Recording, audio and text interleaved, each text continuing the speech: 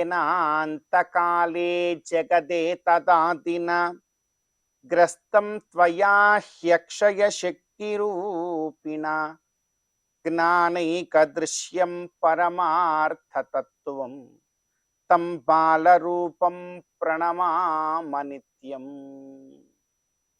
అత్యంత పవిత్రమైనటువంటి ఈ ఆషాఢ మాసంలో శుభోదయ వేళ దేవదేవుడైనటువంటి శ్రీమన్నారాయణుని, కలియుగ ప్రత్యక్ష దైవమైనటువంటి శ్రీ వెంకటేశ్వర స్వామి వారిని పరిపరి విధాలుగా శరణాగతి చేస్తూ ఉత్తమమైన ఈ ఆషాఢ మాస శుభోదయ సమయాన్ని మనం చరితార్థం చేసుకుంటూ, ఈ ఆషాఢ మాసంలో మనందరి యొక్క ప్రధానమైనటువంటి కర్తవ్యం గోవిందుడి యొక్క ఆరాధన. గోవిందుణ్ణి, శ్రీమన్నారాయణుణ్ణి ఎంతగా భక్తి ప్రపత్తులతో మనం ఆరాధన చేస్తామో అంత గొప్పదైనటువంటి మహాభాగ్య రూపమైనటువంటి ఫలాన్ని మనం అందరం కూడా పొందాలి.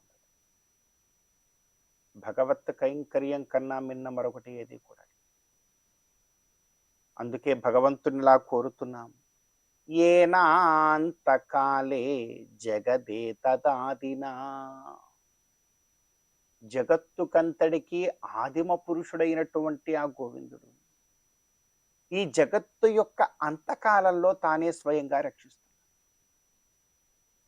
జగత్తు యొక్క అంతకాలములో ఎంతవరకు మరలా జగత్ సృష్టికి అవసరమో అంతవరకు రక్షించి మరలా జగత్ సృష్టిని చేయగలిగినటువంటి, జగత్తు యొక్క సృష్టి స్థితి లయములకు కారకుడైనటువంటి ఆ గోవిందుణ్ణి, ఆ ఆనందనయవాసుని సదా సర్వదా మనం దర్శించాలి, అర్చించాలి. అదే తత్వం చెప్తోంది. ఏనాంతకాలే జగదే తదాదిన గ్రస్తం త్వయా హ్యక్షయ శక్తి రూపిణా. అక్షయమైనటువంటి శక్తితో మొత్తము లోకాన్నంతటినీ కూడా తీసుకొని నీ ఉదరంలో దాచుకుంటున్నావి. అటువంటి ఓ గోవింద, జ్ఞానైక దృశ్యం పరమార్థతత్వం. ఈ నీ యొక్క పరమార్థము జ్ఞానైక దృశ్యం. జ్ఞానముతో మాత్రమే అవగతం చేసుకోగలరు కానీ వేరొక మార్గం లేదు. దానికి వేదాంత తత్వజ్ఞానం కావాలి. జ్ఞానైక దృశ్యం పరమార్థతత్వం తం బాలరూపం ప్రణమామనిత్యం. తం బాలరూపం, అటువంటి బాలరూపుడైనటువంటి గోవింద నీకు సదా సర్వదా శరణాగతి చేస్తాను. చిన్న వామనుడిలాగా వచ్చేస్తావు. వామనుడిలాగా వచ్చి లోకాన్నంతటినీ కూడా ఆక్రమించి నీ యొక్క త్రివిక్రమ తత్వాన్ని తెలియజెప్తావే. నీవే త్రివిక్రముడవు, నీవే వామనుడవు, బాలుడవు కూడా. చిన్న పిల్లవాడిలానే ఉంటావు, కృష్ణావతారంలో ఉంటావు. మన్ను తిన్నామని మందలిస్తే హాస్యములో నోటిలో సకల బ్రహ్మాండాలన్నింటినీ కూడా చూపిస్తావే. ఏమిటి నీ యొక్క ఆశ్చర్యచకితమైనటువంటి కార్యములు గోవింద. కనుక మాకు అర్థం కావు నీవు. ఒక్క వేదాంత తత్వజ్ఞానమునకే రవ్వంత అర్థమవుతావు. ఆ రవ్వంత అర్థం చేసుకుంటే చాలు, ఈ మానవుడు ముక్తి నొందేస్తాడు. కనుక ఆ రవ్వంతైనా నిన్ను అర్థం చేసుకోగలిగేటువంటి భాగ్యాన్ని అనుగ్రహించి పునరావృత్తి రహిత శాశ్వత విష్ణుపథ ప్రాప్తిని పొందగలిగేటువంటి భాగ్యాన్ని ఇమ్మని ఈ ఆషాఢ మాసంలో మనసారా గోవిందుణ్ణి మనమందరం కూడా కోరుకుంటూ, ఈనాటి తిథివార నక్షత్రాలలో ఉండేటువంటి తత్వాన్ని కాస్త మన జీవితానికి అన్వయించుకునే ప్రయత్నం చేద్దాం. ఈ రోజున జూలై 19వ తేదీ ఆషాఢ మాస శుక్లపక్ష పంచమి తిథి. పంచమి తిథికి అధిదేవత అహిహి అంటే సర్పదేవత. ఈ రోజున సర్పదేవతారాధన మనకు వంశాభివృద్ధిని కలుగజేస్తుంది. అదేవిధంగా ఈ రోజున నక్షత్రము ఉత్తర నక్షత్రం, అర్యమ అను నామధేయము కలిగినటువంటి సూర్య భగవానుడి యొక్క ఆరాధన. పైగా ఈ రోజున ఆదివారం కూడా. ఆదివారము ఉత్తర నక్షత్రం. ఈ రోజున సూర్య భగవానుడి యొక్క ఆరాధన మనకు ఆయురారోగ్యాలను కలుగజేస్తుంది. కనుక ఈ తిథివార నక్షత్రాలలో ఉండేటువంటి తత్వాన్ని మన జీవితానికి అన్వయించుకొని గోవిందుడి యొక్క అనుగ్రహంతో ఈ ఆషాఢ మాస శుభోదయ సమయాన్ని మనం చరితార్థం చేసుకుందాం. శ్రీ మహాలక్ష్మియట సింగారాలకే మరుదు, కాముని తల్లియట చక్కదనాలకే మరుదు. శ్రీ మహాలక్ష్మియట సింగారాలకే మరుదు, కాముని తల్లియట చక్కదనాలకే మరుదు. సోమునితో బుట్టువట సొంపు కళలకే మరుదు. కోమలాంగి ఈ చూడి కుడుతనాంచారి, చూడరమ్మ సతులాల శోభాన పాడరమ్మ కూడున్నది, పతి చూడి కుడుతనాంచారి.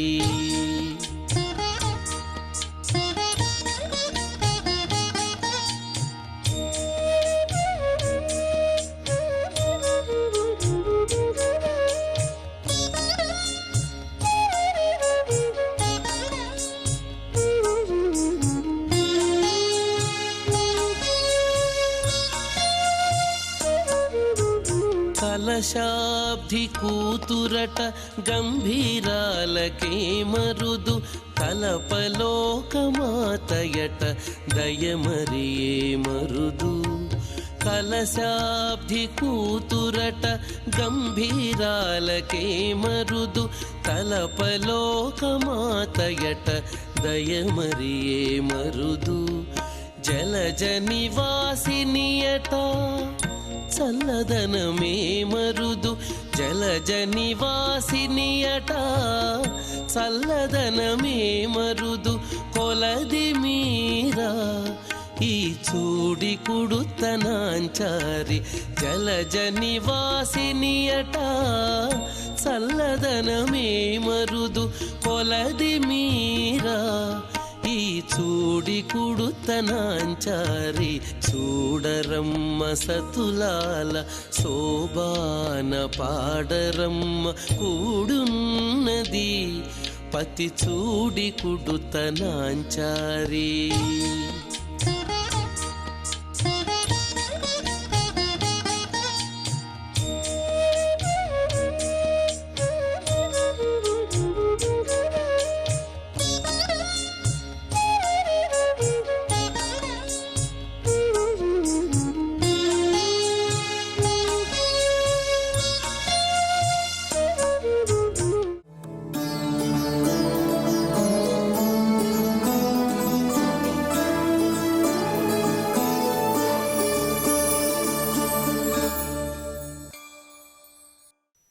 కమప్యనవదిం వందే కరుణావరుణాలయం, వృషశైలతటస్థానాం స్వయం వ్యక్తిముపాగతం. శ్రీమద్ వేదాంత దేశికుల వారు రచించినటువంటి దయాశతకంలో ఒక శ్లోక వైభవాన్ని తెలుసుకునే ప్రయత్నం చేద్దాం. ఈ లోకంలో ఉన్నటువంటి మానవులు శాశ్వతమైనటువంటి ఆనందాన్ని, శాశ్వతమైనటువంటి పురుషార్థాన్ని ఇచ్చేటువంటి విషయాన్ని వదిలిపెట్టి అశాశ్వతమైనది, అల్పమైనది, క్షుద్రమైనది, నశించిపోయేటువంటి వస్తువు పైన మోహాన్ని పెంచుకుంటున్నారు. ఇదే ఈ లోకం యొక్క పోకడ. మనం ఏమి తెలుసుకోవాలి అంటే, ఈ శ్లోకముల ద్వారా, ఈ స్తోత్రముల ద్వారా ఏది శాశ్వతం, ఏది అశాశ్వతం తెలుసుకోవాలి. మనం చూస్తూనే ఉంటాం. ఈరోజు ఒక వస్తువు కనిపిస్తుంది, కానీ ఆ వస్తువు మరుసటి రోజు మనకు కనిపించదు. కానీ భగవంతుడు అనేటువంటి ఆ పరతత్వం ఏదైతే ఉందో ఎల్లప్పుడూ కనిపిస్తూ ఉంటుంది. అది నిత్యం, అది శాశ్వతం, అది ఆనందాన్ని ఇచ్చేటువంటి వస్తువు. అనిత్యమైనటువంటి వస్తువు యందు, అశాశ్వతమైనటువంటి వస్తువు యందు, నశించిపోయినటువంటి వస్తువు యందు ప్రజలందరూ కూడా ఆ మోహావేశాన్ని పొంది దాని కొరకు ప్రాకులాడుతున్నారు కనుక వారి యొక్క జీవితం అంతా వ్యర్థమవుతున్నది. అందుకే దేశికుల వారు త్వయి బహుమతిహీన శ్రీనివాసానుకంపే జగతి గతిమిహాన్యాం దేవి సమ్మన్యతేయ సఖలు విబుధ సింధౌ సన్నికర్షే వహంత్యాం శమయతి మృగతృష్ణ వీచికాభిపిపాస అన్నారు. అమ్మా దయాదేవి, నీవు అందరికీ కూడా సహాయం చెయ్యాలనే నీవు ఉబలాట పడుతున్నా, కానీ ఈ ప్రజలు రావటం లేదు. వాళ్ళు ఏం చేస్తున్నారంటే క్షుద్రమైనటువంటి అశాశ్వతమైన ఫలాల్ని ఇచ్చేటువంటి దేవతలను ఆశ్రయిస్తున్నారమ్మా. ఆ దేవతలకు కూడా శక్తి ఇచ్చేటువంటి వాడు ఎవరు అంటే పరమాత్మని తెలుసుకోలేదు వాడు. అందుకే యస్య ప్రసాదే సతతం ప్రసీదేయు ఇమాహ ప్రజాహ అన్న రీతిగా ఏ భగవంతుని యొక్క అనుగ్రహ విశేషం చేత ఈ దేవతలందరూ కూడా ఈ క్షుద్ర ఫలాల్ని అందరికీ అందిస్తున్నారో వాళ్ళకందరికీ కూడా భగవంతుడే రక్షకుడు. అలాగే లభతే హి తతకామాన్ మయైవ విహితాన్ హితాన్. భగవంతుడు నందనందనుడు చెప్పుకుంటున్నాడు, ప్రజలారా కాస్త మీరు తెలుసుకోండి, ఇప్పుడు మీకు కావలసింది క్షుద్ర ఫలాలు, దాన్ని కాస్త అనుభవించాలంటే అనుభవించండి, కానీ శాశ్వతమైనటువంటి ఫలాన్ని మీరు పొందాలి అని భగవంతుడే కోరుకున్నాడు. వీళ్ళందరికీ కూడా ఇటువంటి ఒక శక్తి వచ్చినది అంటే అది భగవంతుడు ఇచ్చినటువంటి శక్తి. వాళ్ళకి కొన్ని అధికారాలు ఇచ్చాడు. ఇంద్రుడున్నాడు, వరుణుడు ఉన్నాడు. ఆ ఇంద్రుడు దేవలోకాన్ని పరిపాలించు అన్నాడు ఇంద్రుడిని. ఆ వరుణ భగవానుడు వర్షాన్ని కురిపిస్తాడు. యమధర్మరాజు వారి వారి యొక్క ఆయుస్సును బట్టి వాళ్ళని అతను తీసుకుంటాడు. ఇలా ఈ ప్రకారంగా వాయువు గాలి ఎప్పుడు వీస్తూ ఉంటాడు, అగ్ని యొక్క ఆ మహత్వం, ఇలా అందరికీ కూడా భగవంతుడే ఇటువంటి శక్తిని ఇచ్చాడని తెలుసుకోవాలి మనం. భీషాస్మాద్ వాత పవతే భీషోదేతి సూర్య భీషాస్మాద్ అగ్నిశ్చేంద్రశ్చ మృత్యుర్ధావతి పంచమగిరి అన్న రీతిగా ఉపనిషత్తు చెప్తున్నది. ఈ సూర్యుడు సమయానికి ఉదయిస్తున్నాడు, సమయానికి అస్తమిస్తున్నాడు. దానికి కారణం ఎవరు అంటే భగవంతుడే. భగవంతుడు చూస్తూ ఉంటాడు. సర్వదే సర్వకాల సర్వావస్థలందు కూడా ఉండేటువంటి ఒక తత్వం ఏమిటంటే పరతత్వం, పరబ్రహ్మ శ్రీమన్నారాయణుడు. అందువల్ల సూర్యుడు ఉదయిస్తున్నాడంటే భగవంతుడి యొక్క ఆజ్ఞ, సూర్యుడు అస్తమిస్తున్నా అంటే భగవంతుని యొక్క ఆజ్ఞ, చంద్రుడు ఉదయిస్తున్నా అంటే భగవంతుడి యొక్క నియమనం. ఇది తెలుసుకోవాలి. ఆ సూర్యుడే ప్రత్యక్ష దేవతగా సూర్యుడు ప్రత్యక్ష దేవతే, కానీ సూర్యుడికి కూడా అధిపతి సూర్యనారాయణుడు ఏం చేసి ఉన్నాడు మనం తెలుసుకోవాలి. ఇలా ఈ ప్రకారంగా ప్రపన్నాత్ అన్యేషాం నదిశతి ముకుందో నిజపదమన్న రీతిగా మనం శరణాగతి చేయాలి. భగవంతుని యందు న ధర్మనిష్టోస్మి నచాత్మవేది న భక్తిమాన్ త్వచ్చరణారవిందే అకించనో అనన్యగతి శరణ్య త్వత్పాదమూలం శరణం ప్రపద్దే అన్న రీతిగా భగవంతుని యందు శరణాగతి చేయాలి. స్వామి నీవే తప్ప నితప్పరం బెరుగన్న రీతిగా నీవే నాకు దిక్కు, కాపాడాలన్నా నీవే కాపాడాలి, రక్షించాలన్నా నీవే రక్షించాలి, నేను రక్షించలేను చెంతే అది కూడా నీదే బాధ్యత అన్న రీతిగా మనం ఉండాలన్నారు.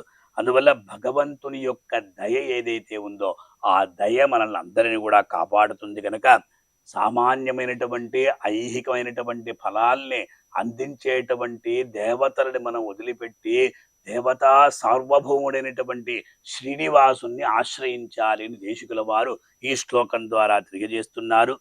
ముఖ్యంగా బాహ్య ఆభ్యంతర తాపశమనం కలిగించేది గంగానది.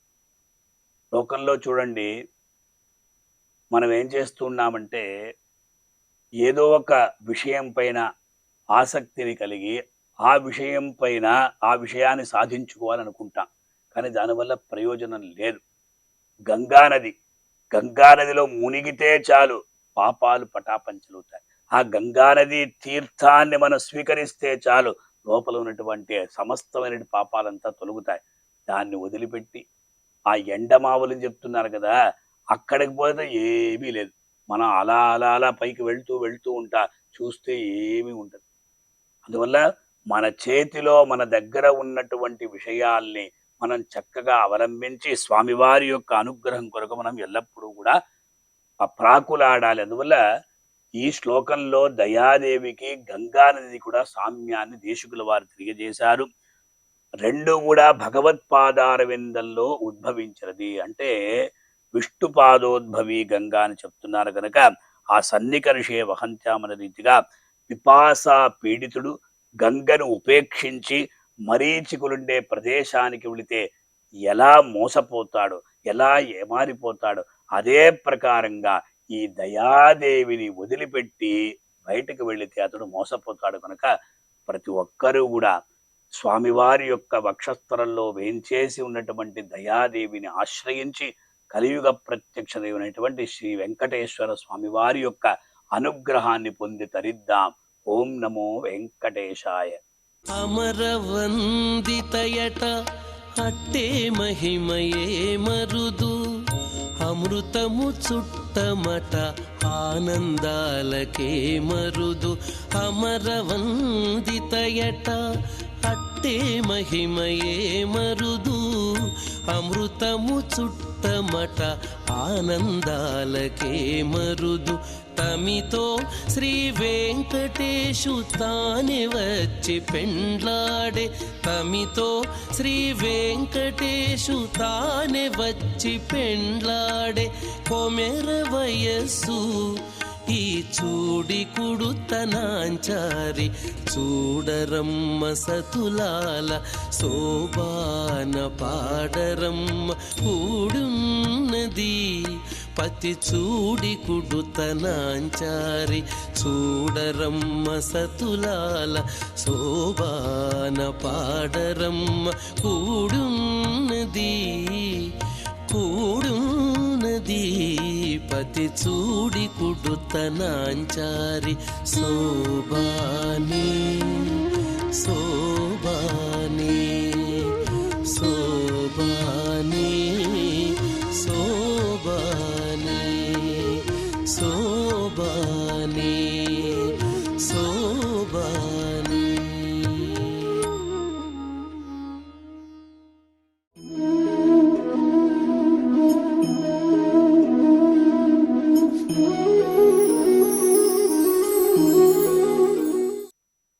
యః కర్ణాంజలి సంపుటైరహరః సమ్యక్ పిబత్యాదరాత్ వాల్మీకేర్వదనారవింద గణితం రామాయణాఖ్యం మధుః. జన్మవ్యాధి జరా విపత్తి మరణైరత్యంత సోపద్రవం సంసారం సవిహాయ గచ్చతి పుమాన్ విష్ణో పదం శాశ్వతం.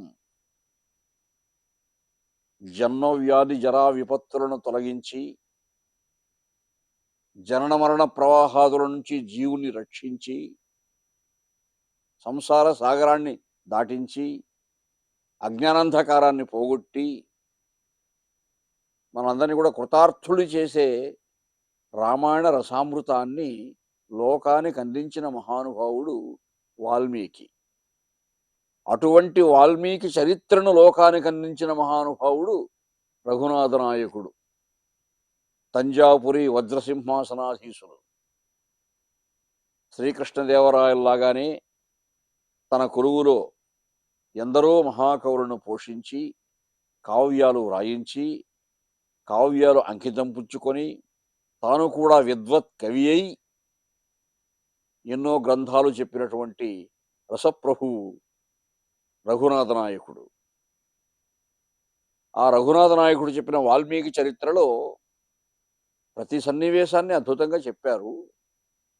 కశ్యప, అత్రి, భరద్వాజ, విశ్వామిత్ర, గౌతమ, జమదగ్ని, వశిష్ఠ ఈ సప్తర్షులు ఒక బోయవానికి రామమంత్రాన్ని అనుగ్రహించారు.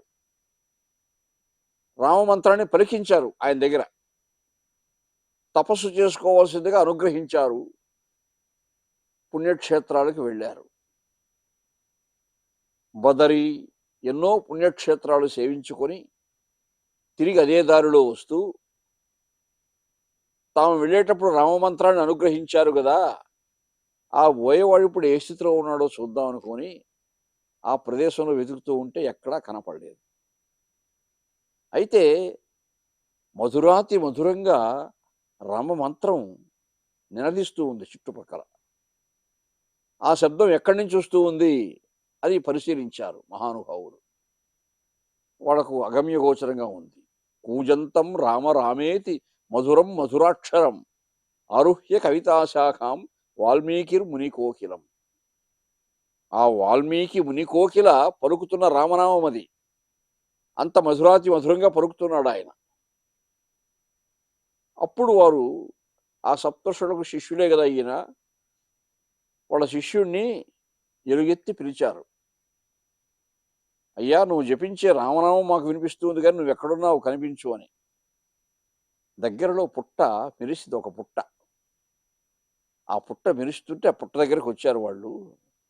ఆ వల్మీకము చించుకొంచు ఉదయాహార్యంతరాళంబునందు ఆవిర్భావమునందు భాస్కరుని ఛాయన్ సోణ సోణ ప్రభా వ్యావల్గ కిరణంబులోయన జటావ్రాతంబు శోభిల్లగా వేగం చనుదించి అమ్మునుల సేవించన్ ప్రియంబించగన్.